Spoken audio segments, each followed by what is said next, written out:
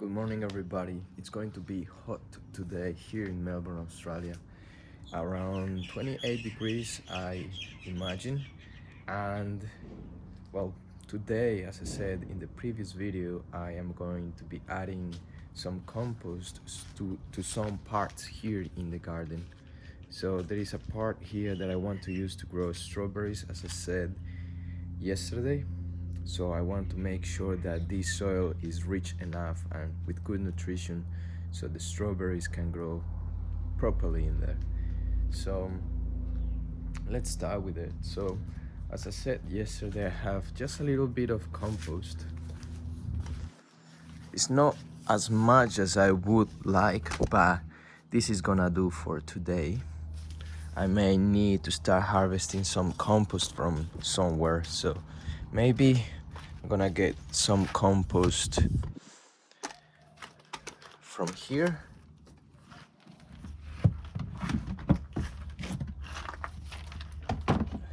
Which is pretty much, I think it's pretty much ready to be harvested.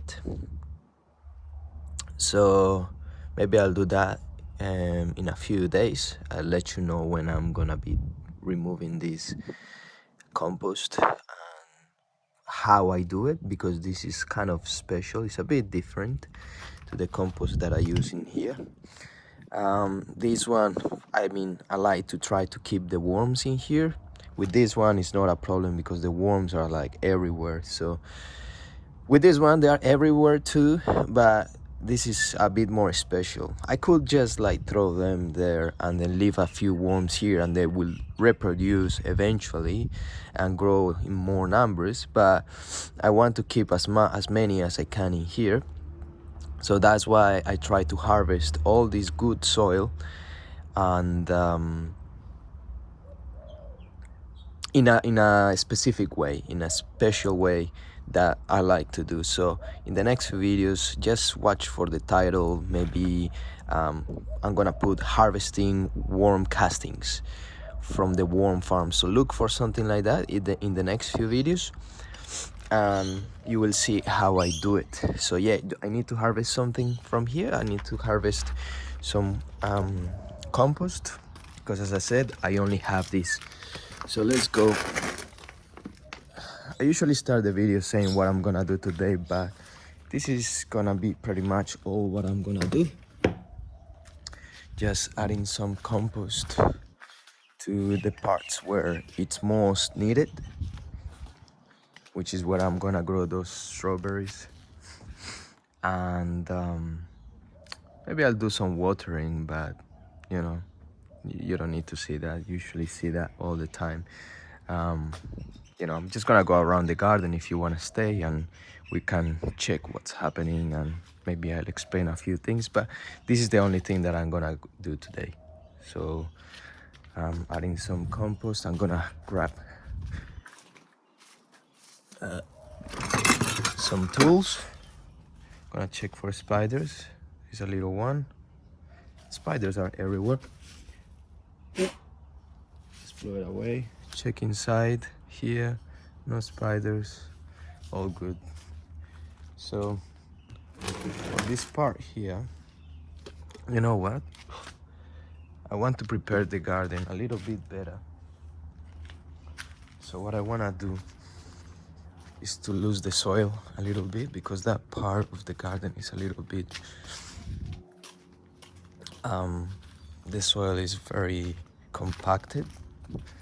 So I just want to loosen it up just a little bit on the top.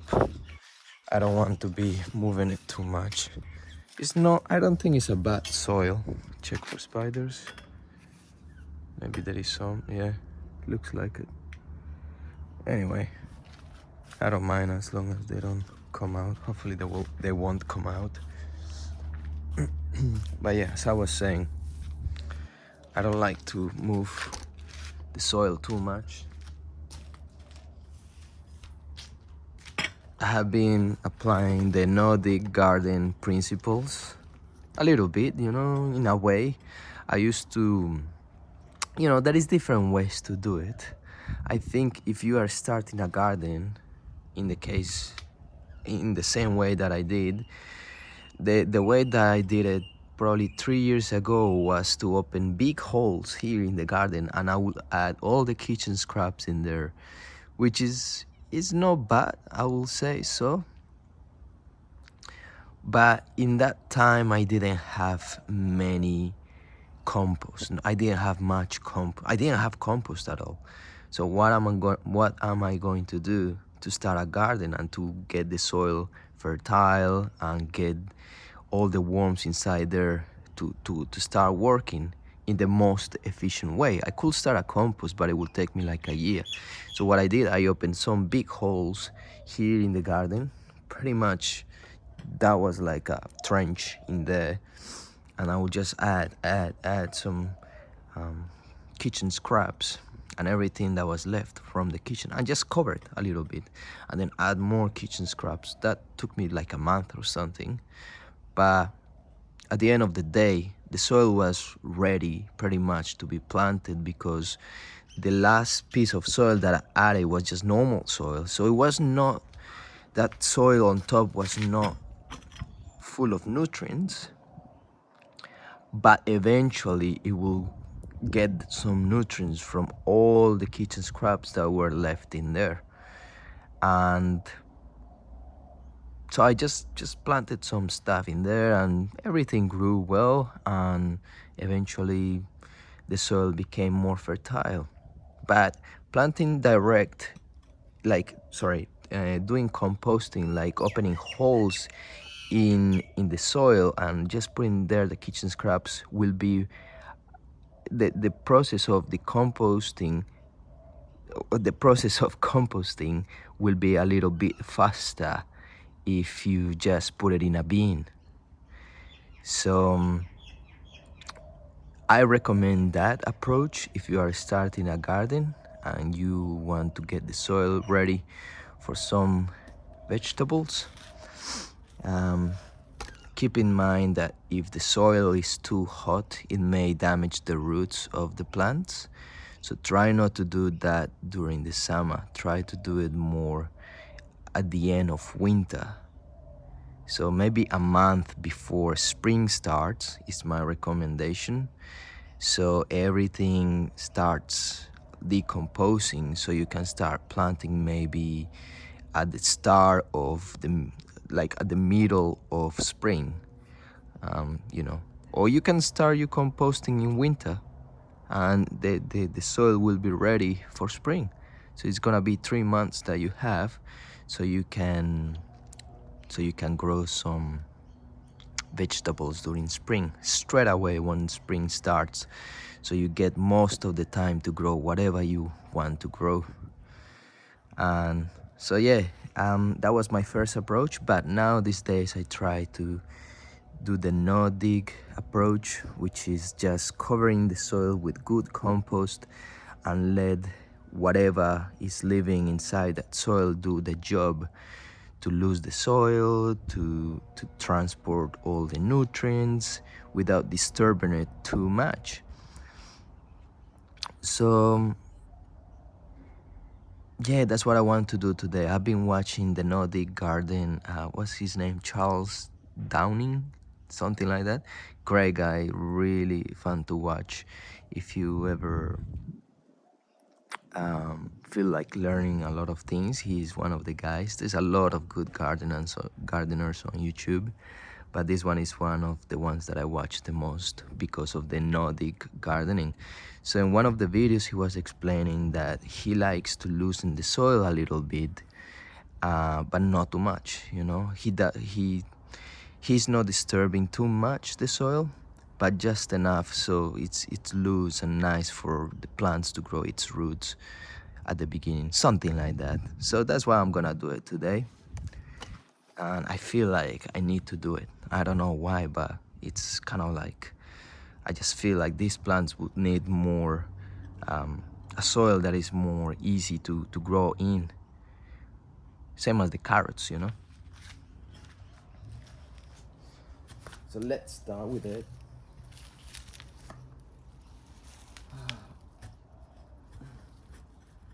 It's also good because of the aeration, so it needs a little bit of air, and if it's too compacted, it's it's not the best.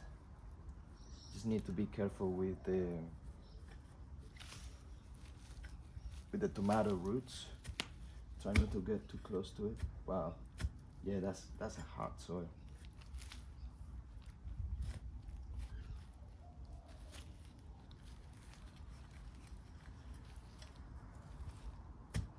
So I'm gonna keep it very simple today.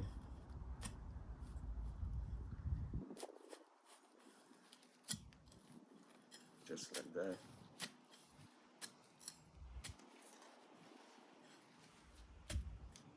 You know what?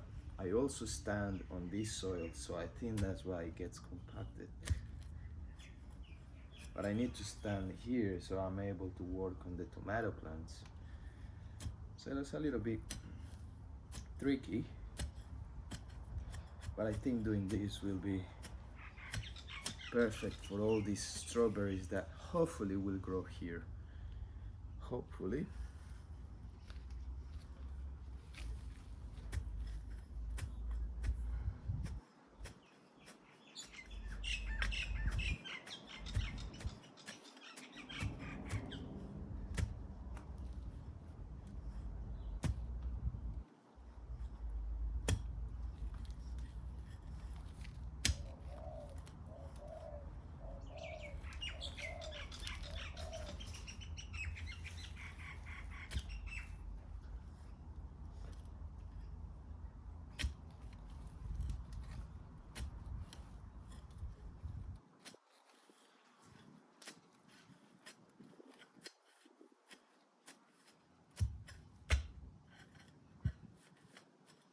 All right, perfect. That's enough for me.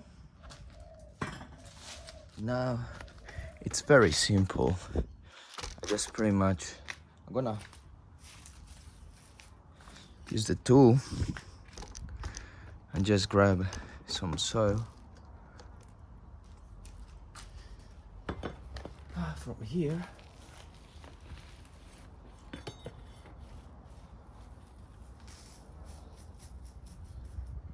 It would be ideal to add maybe, how much is that? 2 inches of compost, so 5 centimeters. That's a lot, but your soil will be good for like a year of planting. So in this case, I may I may add some maybe 1 centimeter of good compost. I'm not planting too many things in here, just the strawberries. And this soil is pretty rich, I believe. So as a start, I'm going to add just 1 centimeter of it and see what happens. If in the future, when the strawberries are growing, they look like they are not doing its best, I will start adding a little bit more to it when I have more compost. So maybe I leave a part for me to walk in. So maybe keep the middle free. Yeah, maybe so I can step maybe like here and here. Just, that's it. That's where I'm gonna stand and work on the tomatoes. That's a good idea. So I'll try not to add compost. I'll try not to add compost on those parts here on the sides, so I can stand on it. So maybe pretty much just here in the middle.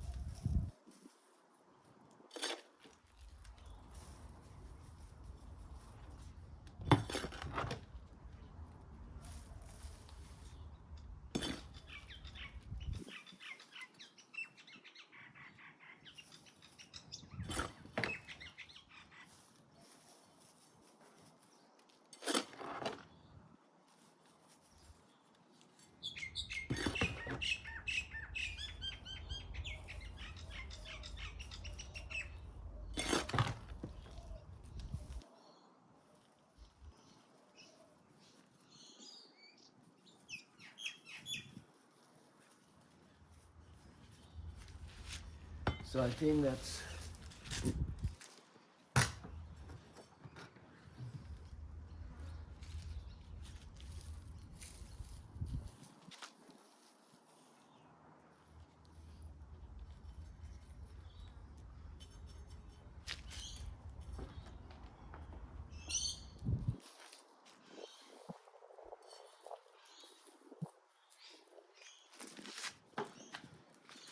that's it. I am going to water it. Also, I want to add some sugarcane mulch.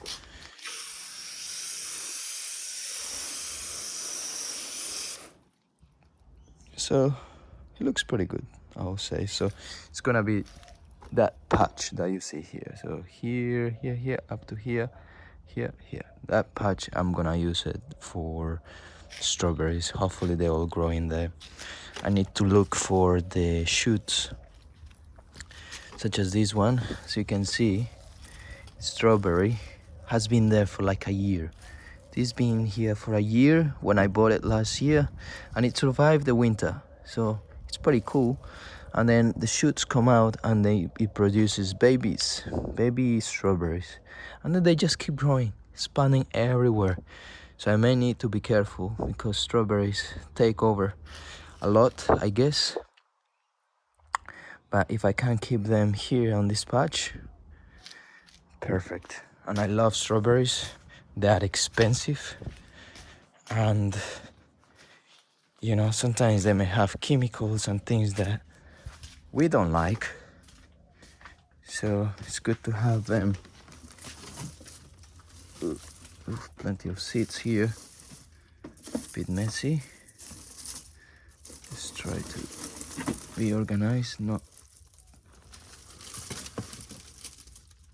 drop anything, not dropping anything.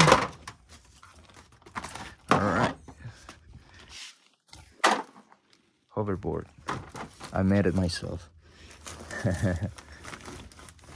All right.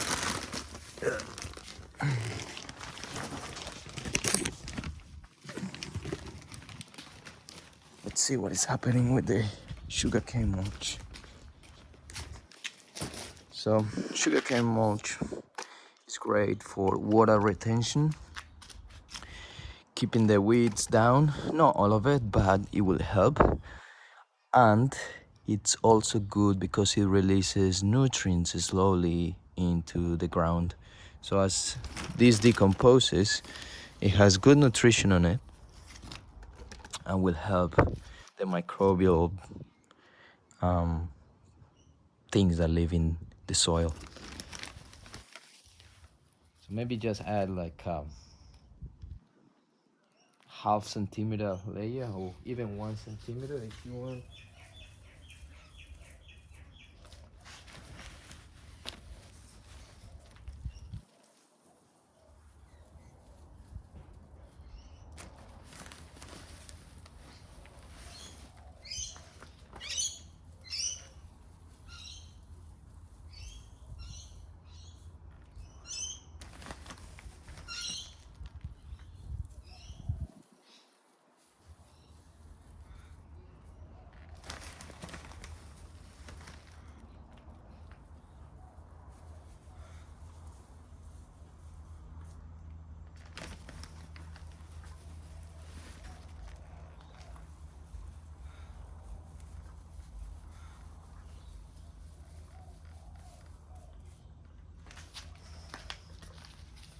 Okay, perfect. So I'm gonna water as well the sugarcane mulch so the wind doesn't blow it away.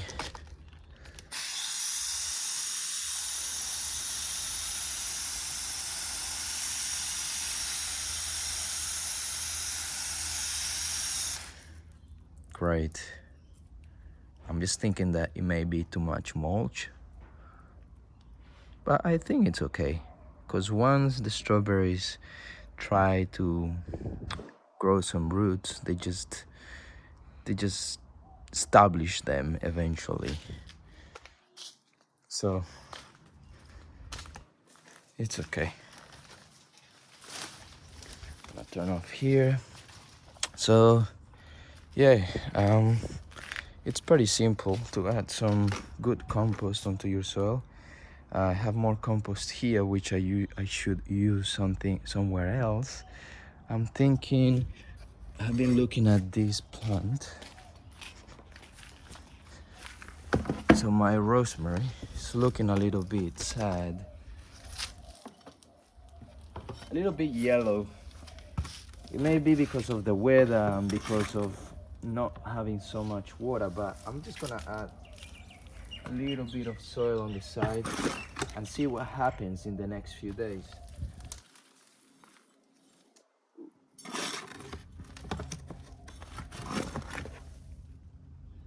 Because I love my rosemary. It's great for cooking. Very healthy too, apparently. Making a mess. And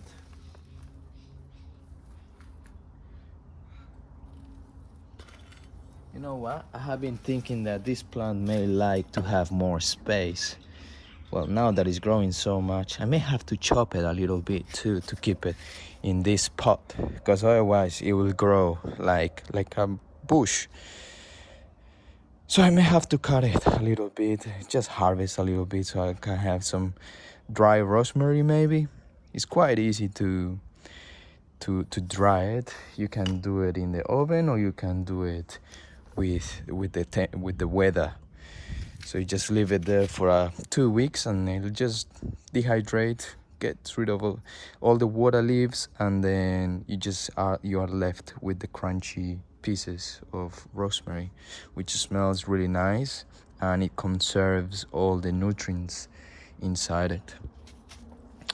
So that's the end of the explanation for adding the soil to plants, replenishing some soil. There is more to it. There is more interesting stuff about that.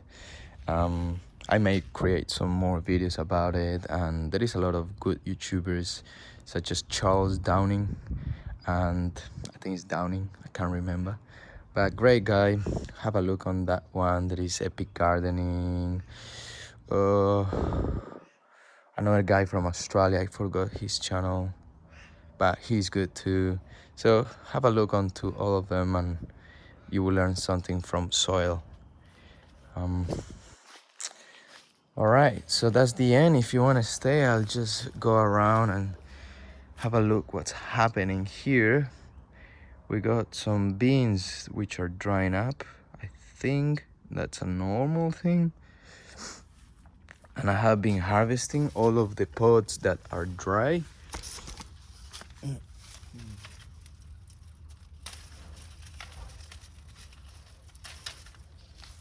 So this is pretty much dry, so I just harvest them and the beans look pretty good.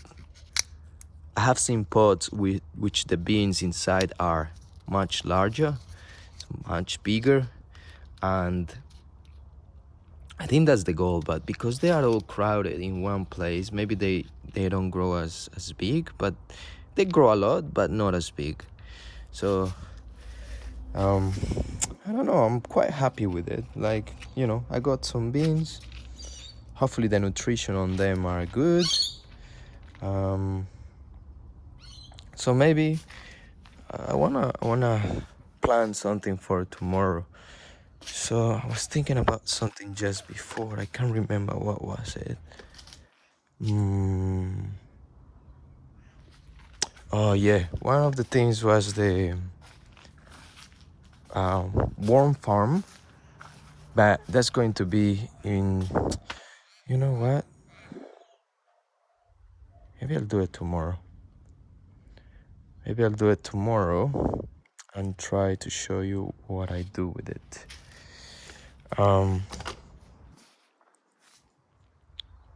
Beans, I'll be showing it in the next 2 videos. So beans next 2 videos, worm castings tomorrow. And yeah, let's keep going around, and I'm going to stop getting distracted, but I think that's a good thing to finish with. Just explaining tomorrow worm castings, and 2 days is gonna be harvesting these beans and explaining a little bit more in depth what I did here, which is not too much, but everything worked well. Well, could be better, but that's where I am learning. So this is my first year growing these beans, so I'm happy with it. Let's see how much I harvest at the end of the season. All right, this one I may water in a bit because today, as I said, it's going to be warm. Corn is looking crazy. I don't know how many corns are going to come out of that. Hopefully plenty. Maybe just, I don't know. Is each shoot, is it gonna be like one corn or what? Hopefully.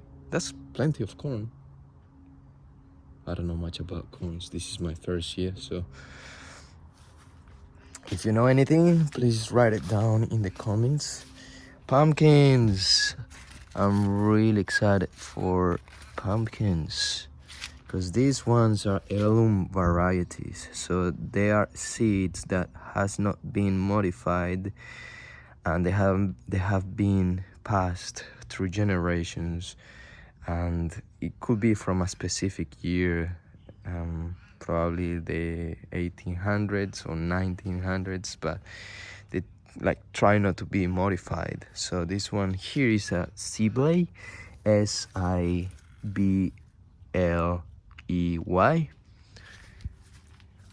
One of those, I can't remember the names of the other two, but anyway, I'm excited for them. I can see a female flower here. I saw it yesterday here. That's the female flower. You see like a little bulb here, and then the flower coming out. This is the male flower, which this pollen here, that it's applied to the flower on the female, and it gets pollinated. Yeah, so when this opens up, I need to start pollinating that flower, and from there a pumpkin will come. If you don't pollinate them, most likely the female flower will rot and nothing will grow out of it. But you will have more chances to pollinate the rest of the female flowers that will come out of that plant. And I'm just really glad to see this one growing. This one is looking good too. It's growing. So once they take over here, they get more sand, because now the fence is covering it and then the sun is just coming up here. But once they grow a little bit more, they just grab all the energy that from the sun that they get, and then they just grow like crazy, unstoppable. Same as this one. It's been shaded a lot. Try to give it some space so it doesn't feel threatened. No, I'm joking. Yeah, so hopefully in the next few weeks they are already shooting out strongly. All right, happy with the pumpkins, especially with this one. I need to be careful with cross-pollinating these plants. So I'm trying to give this plant a path before it start growing a bit larger, because once they establish there, it's gonna be harder to move them around without breaking it. You need to be careful.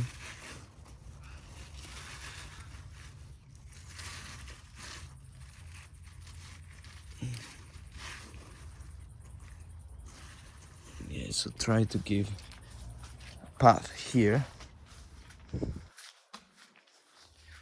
It's gonna go around here, so I'm able to walk around this place here. It's gonna be very short, but I don't care as long as I have pumpkins. Then I'm gonna have the space to work in here, and these other two are gonna grow as well all the way here. Maybe stop it here so I can pass here, or maybe I'll move all of this, which I don't want to be honest, because this is gonna be a big pile of compost being moved. It's not that hard, but it's gonna be some work involved. So we will see what happens at the end of the growing season for the pumpkins, which is gonna be probably 2-3 months until they get here, and we will see what happens then. Same as the other one is gonna come all the way here and leave some space so I can walk around here, and then the plant is here. So hopefully they are not touching, but it's gonna be a little bit tricky, but we will see what happens. Stay tuned with the videos. What else? Let's go around. The tomatoes looking good, they're growing. I may need to check for any side shoots again. That one there, remove that. If you are interested in the tomatoes, just have a look on the videos that I have about growing tomatoes and pruning them. Beetroots. Oh my god, this beetroot is gonna be massive. They're looking good too. Happy with it. This one here, pretty good. I may need to remove all of these weeds. Golden beetroot, lettuce, parsnip. I expect. I don't know how the parsnip looks like. We got some leeks there. You cannot see, it's hard. Oh, yeah, there is some leeks. Nothing around here. Small shoot, they're still small. Got some kale, some carrot flowers, so they're gonna start producing some seeds, just like you can see there. Smell very strong, those flowers. Wow.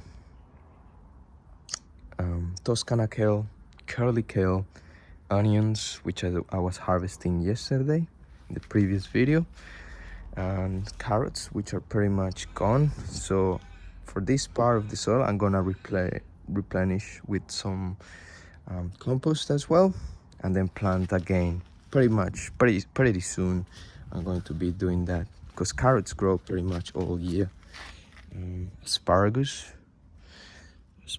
are crazy. They grow a lot. I don't know if you recognize, but this is what they look like when you buy it from the shops. A small shoot without opening the flowers, and this is when they start opening. So they have to be harvested when they are like around that, when they look like this. Otherwise they will just become woody and become a bush like this, so you cannot eat it after that. I'm still not harvesting these ones because it's been there for only 1 year. I need to wait 2 years until I start harvesting them, so it's okay, I'm patient. Got some potatoes here, which I need to harvest soon as well, and the other ones that I'm excited for, watermelons. Watermelons are amazing. I love watermelons. It's my favorite fruit, and this is my second year growing them, but the first year not successful. I grew 1 or 2, but they were like not finished, so I was a bit disappointed, but I still ate it. It tasted good even if it was not ready. So imagine how it's going to be when they finish growing, they finish, how do you call it, maturing. So anyway, that's the end of the video. Hopefully see you all in the next one. Have a good day everybody, and I hope you enjoyed all this information. Ciao.